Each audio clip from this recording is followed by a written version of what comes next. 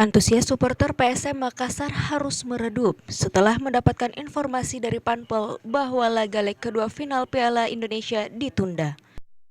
Sekitar pukul 14.30 waktu Indonesia Tengah, Panpel PSM Makassar memasuki lapangan dan menyampaikan kabar buruk bagi seluruh supporter PSM Makassar. Laga yang ditunggu-tunggu seluruh supporter harus ditunda. Hal ini sangat mengecewakan bagi seluruh supporter PSM Makassar. Panglima Laskar Ayam Jantan Daeng Uki mengaku kecewa terhadap penundaan laga final ini.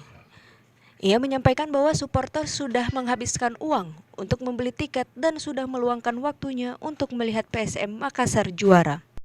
Tiket, waktu mereka terbuang. Enaknya ditunda. Kalau mau ditunda pertandingan hari ini, batalkan juga pertandingan di Jakarta. Kami juga di sana diludahi, dilempar. Asal kalian tahu.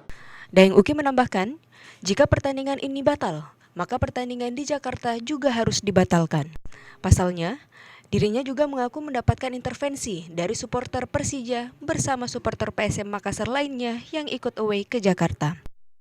Andika Permana Putra, Fajar TV dan Fajar Radio melaporkan.